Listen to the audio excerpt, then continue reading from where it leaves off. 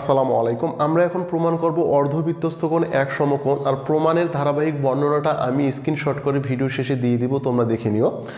তার আগে আমরা দেখে নিই অর্ধবৃত্তস্থ কোণ কোন জিনিসটাকে বলা হচ্ছে সেটা একটু দেখে নিই। ধরুন প্রথমে আমাকে যে কাজটা করতে হবে, আমাকে বৃত্ত অঙ্কন করতে হবে। এটা একটা বৃত্ত, ও কেন্দ্র বিশিষ্ট, এটা একটা বৃত্ত, এটা হলো কেন্দ্র।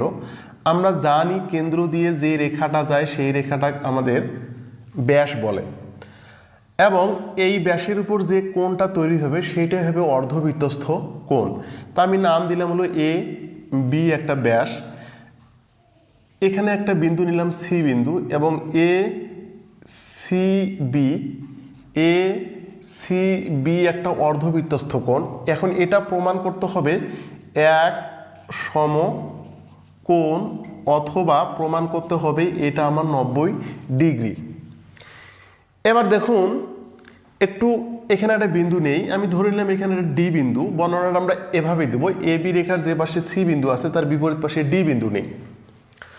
আমরা জানি যে বৃত্তস্থ কোণগুলো কেন্দ্রস্থ কোণের দ্বিগুণ হয়। বিষয়টা কীরকম আরেকবার এখানে একটু আমরা রিপিট করি। ধরুন এটা একটা বৃত্ত, ওকে ফাইন।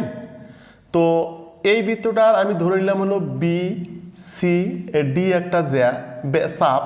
তাহলে এই চাপের উপর যতগুলা কোণ আমি অঙ্কন করব, এই চাপের উপর অঙ্কন করব, এবং এই প্রত্যেকটা কোণে কিন্তু সমান হবে। এভাবে যতগুলা কোণ অঙ্কন করি না কেন প্রত্যেকটা কোণে কিন্তু সমান হবে। অর্থাৎ এটা যদি আমার 40 ডিগ্রি হয়, তাহলে এটাও 40 ডিগ্রি হবে, এটাও 40 ডিগ্রি হবে, এটাও 40 ডিগ্রি হবে।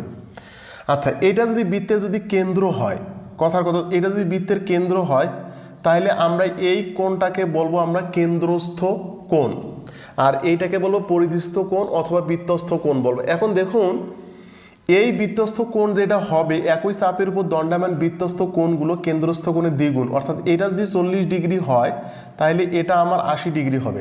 তাহলে অনুরূপভাবে এই 40-এর ডবল এটা, এই 40-এর ডবল এটা, এই 40-এর ডবল এটা, এইটাকে বলা হচ্ছে হলো একই চাপের উপর দণ্ডায়মান মানে বৃত্তস্থ কোণগুলো কেন্দ্রস্থ কোণের দ্বিগুণ হয়, মানে যা মান হবে তার সাথে ডবল হবে।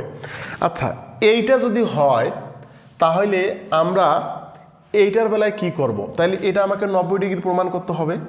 আচ্ছা, এইটা যদি 90 ডিগ্রি আমি প্রমাণ করি, তাহলে কি আমি এই জিনিসটা এখানে লিখতে পারি না যে 2ACB কোণ সমান সমান হইলো, আমি এখানে লিখতে পারি হলো কোণ, তাহলে কি লিখতে পারি? তাহলে এ ও বি লিখতে পারি।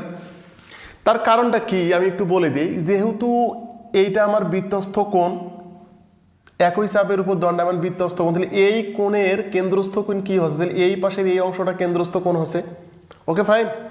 আচ্ছা, এইটা যদি আমি পাইতে পারি, তাহলে এখানে দেখো তো, তাহলে অতএব তাহলে ACB ইকুয়াল টু, তাহলে এই 2টা যদি এই পাশে আসতে ভাগ অবস্থায় আসছে, তাহলে কোণ কি হচ্ছে? তাহলে AOB হচ্ছে। কিন্তু একটা জিনিস যদি আমরা এখানে খেয়াল করি, তাহলে এটা দেখো তো, তাহলে AOB এইটা কিন্তু হচ্ছে হলো একটা সরল কোণ আমরা চিন্তা করতে পারি, ওকে ফাইন। এটা কিন্তু একটা সরল কোণ চিন্তা করতে পারি। এটা যদি আমরা একটা সরল কোণ চিন্তা করতে পারি, তাহলে বিপরীত দিকে এটাও একটা সরল কোণ। তার মানে 180 ডিগ্রি আর 180 ডিগ্রি যদি আমরা যোগ করি, তাহলে আমরা পাবো কত? 360 ডিগ্রি পাবো। তার মানে AOBর মানটা আমরা কত পাচ্ছি? 180 ডিগ্রি পাচ্ছি। তার মানে এখানে কি আমরা এটা লিখতে পারি না যে কোণ ACB ইকুয়াল টু হাফ গুণন, তাহলে এই কোণটার মান কত? 180 ডিগ্রি।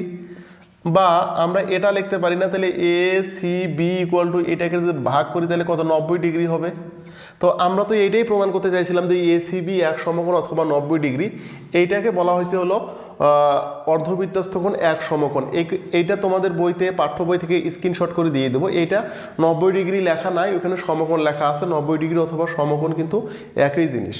তো এই ছিল আমার আজকের ভিডিওটা যদি ভালো লাগে অবশ্যই আমার চ্যানেলটাকে সাবস্ক্রাইব করবেন, এবং লাইক এবং কমেন্ট শেয়ার করে আমার পাশেই থাকবেন। আল্লাহ হাফেজ।